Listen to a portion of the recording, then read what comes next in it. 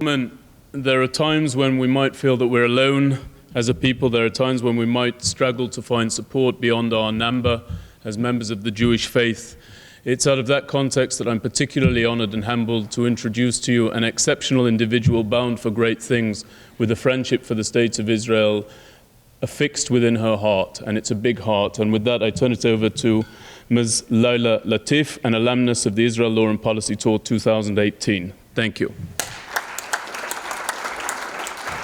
Good evening, everybody. I don't need to introduce myself anymore. I would just like to start by saying shalom. I hope I'm saying it right. Thank you. My name is Lyla. I was born and raised in Nairobi, Kenya. As a specialist, I'm a lawyer. I practice public finance and constitutional law litigation. I teach at the University of Nairobi. I'm a lecturer. And I also have certain work assignments with the European Commission and the United Nations Committee on Trade and Development. Having said that, I would just like to acknowledge the presence of the officers here and many honored guests. So I'm happy to be here. It's my very first time in New York, and my very first time stepping into a synagogue. So it's really, really a blessing for me.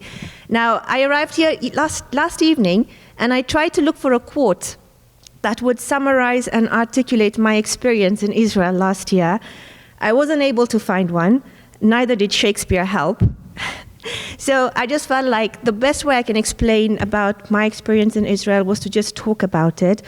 But I'm limited because if I tell you about every single day I spent in Israel, I'll keep you here for the rest of the evening, and that's not my intention. But a little bit of background. In Kenya, we don't have a lot of Jewish population, so I did not grow up interacting with the Jewish populations. The only thing I knew about Israel is what was shown to you on the television right now.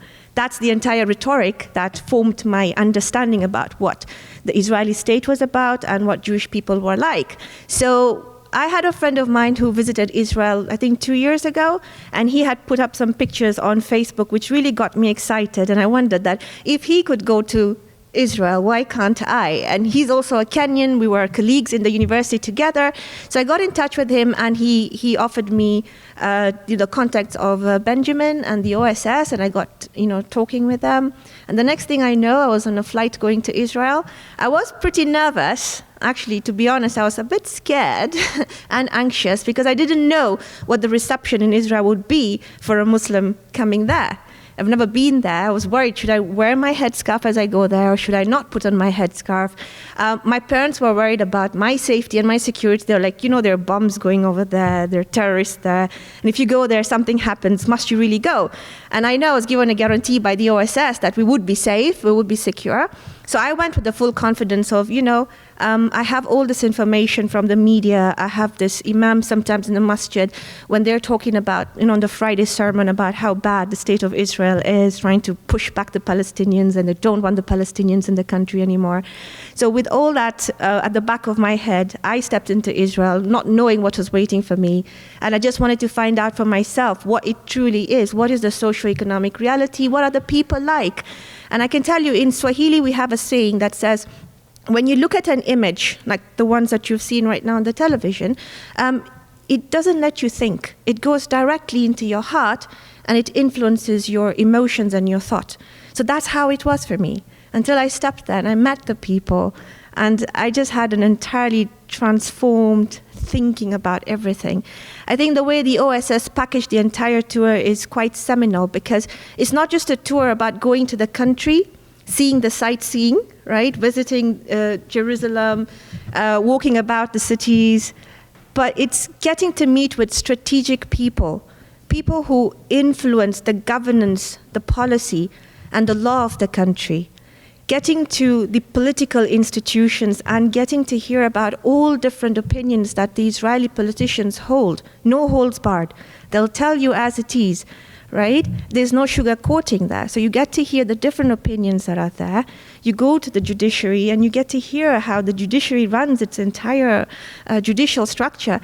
And I sit back and I ask myself, this is a well-ordered, functioning society, and the only image we get about it is war. So there is much more to Israel than just the war. There's something about the people, their intelligence, the level of development that we can actually learn from them. So having spent my time there, I felt like coming back to Kenya, I do my best when I work with my friends and my colleagues and we get to speak about images like this, and I'll try and give my viewpoint of what I went through to try and change their thinking and to move towards a more collaborative sort of an engagement. So I'm hoping that in the next few months or years to come, we'll be able to invite Israeli academics from the institutions to come to Nairobi University, give lectures, try and have a research collaborative atmosphere.